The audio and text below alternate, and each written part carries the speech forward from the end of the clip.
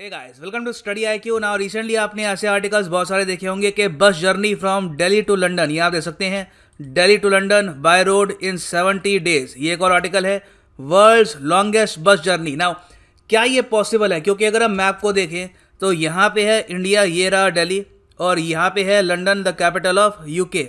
तो यहाँ से लेकर यहाँ पे आपको पहुँचना है तो एक काफ़ी लंबा डिस्टेंस आपको ट्रैवल करना होगा, और मोस्ट प्रॉब्ली हम एज्यूम करते हैं कि यहाँ पर पाकिस्तान से तो गुजरेंगे ही, क्योंकि it will be a easier route. मगर सिंस आज के समय हम जानते हैं कि पाकिस्तान ने ट्रेड कट कर रखा है विद इंडिया, उसके अलावा रिलेशंस काफ़ी ख़राब हैं।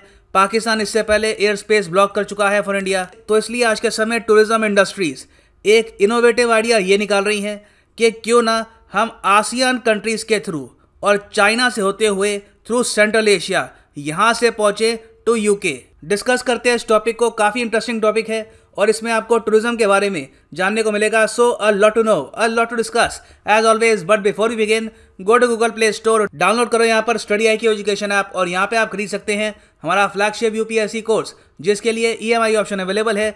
Do not forget to subscribe to the channel and press the bell icon. Now first of all, अभी के लिए पेंडेमिक चल रहा है, जो ये बस जर्नी है मोस्ट प्रॉब्ली ये 2021 में ही स्टार्ट करेंगे।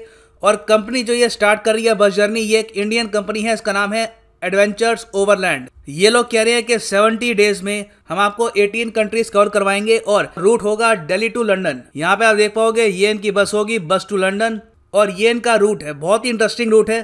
टोटल जर्नी होगी है 20,000 किलोमीटर्स की।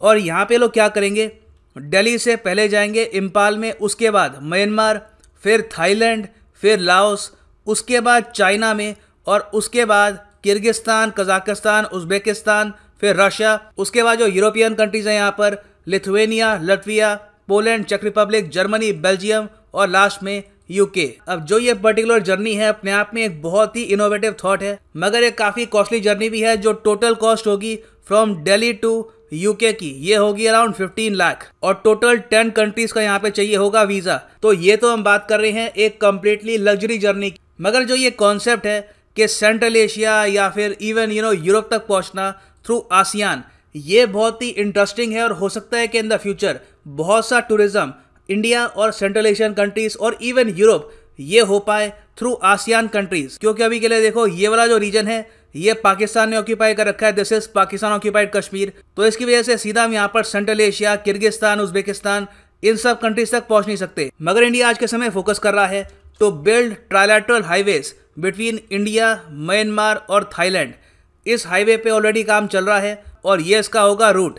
ये एक बहुत ही इंपॉर्टेंट एलिमेंट है of India's look east policy. Recently इस हाईवे पर कुछ इशू आ गए थे रिगार्डिंग कॉन्ट्रैक्टर्स, और सुप्रीम कोर्ट में केस चल रहा था कि क्या ये प्रोजेक्ट हमको आगे बढ़ाना चाहिए या नहीं। बाद में थाईलैंड के जो एम्बेसडर हैं टू इंडिया, जब इन्होंने लिखित रूप में ये बोला कि चाइना बहुत ही जल्दी सड़कें कंस्ट्रक्ट कर देता है, वेरस इंडिया के केस में बहुत डिलेज, बहुत टाइम लगता है, ये सब देखते हुए सुप्रीम कोर्ट ने ये कहा है कि ये ट्राइलैटरल हाईवे बहुत ही इंपॉर्टेंट है फॉर इंडिया। तो फॉर द टाइम बिंग हम अप्रूव करते हैं कि इस हाईवे पे भारत सरकार काम स्टार्ट कर दे। इसका MOU हमने साइन किया था 2016 में, उम्मीद थी कि 2020 में ये कंप्लीट हो जाएगा, मगर अब जाके हम इसकी प्रॉपर कंस्ट्रक्शन स्टार्ट करेंगे इन म्यांमार। तो जहाँ पर बात आती है वर्क ऑन ग्राउंड की, इंडिया का रिकॉर्ड बहुत ज़रा ख़राब है, वेदर इट इज़ नेपाल या फिर आसियान कंट्रीज़। मगर ये सब चीज़ें हमको अनाउंसमेंट करने से नहीं रोकती। इंडिया ने रिसेंटली ये कहा है कि जो ये ट्राइलैटरल हाईवे है बिटवीन म्यांमार एंड थाईलैंड, इसको हम एक्सटेंड करेंगे to Cambodia, Laos and Vietnam.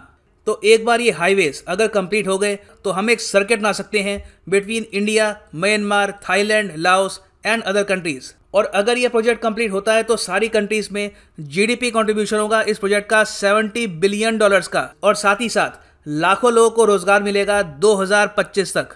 India ने अभी के लिए $1 बिलियन लाइन ऑफ क्रेडिट के रूप में प्रोवाइड किए हैं टू द आसियान कंट्रीज। हो सकता है कि इंडिया इन द फ्यूचर और सॉफ्ट लोन्स प्रोवाइड करें टू आसियान कंट्रीज, ताकि ये रोड की कंस्ट्रक्शन जल्दी कंप्लीट हो। ऑलरेडी अगर हम देखें तो टूरिस्ट का जो अराइवल है बिटवीन इंडिया एंड आसियान, ये 140 मिलियन टूरिस्ट तक पहुंच चुका है। कई कंट्रीज की पॉपुलेशन उतनी नहीं है जितने टूरिस्ट आज के समय ट्रैवल कर रहे हैं between India and ASEAN countries. इसके अलावा देखिए एक बातचीत और चल रही है, हालांकि इस पर भी काम हुआ नहीं है।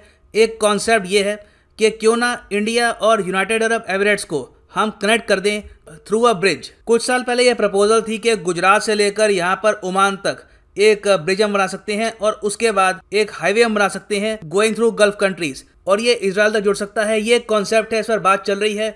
अभी ग्राउंड लेवल पर कोई इसका MOU साइन नहीं हुआ, मगर फॉर द टाइम बिंग जो एक्ट ईस्ट पॉलिसी है उसकी इंपॉर्टेंस इंडिया के लिए कई गुना बढ़ जाती है जब हम देखते हैं tourist potential of the ASEAN countries और किस तरीके से ये कंट्रीज इंडिया की हेल्प कर सकती हैं टू बाईपास पाकिस्तान। सो अभी के लिए ये है एंड इस वीडियो का। Thanks for listening and as always God bless you all.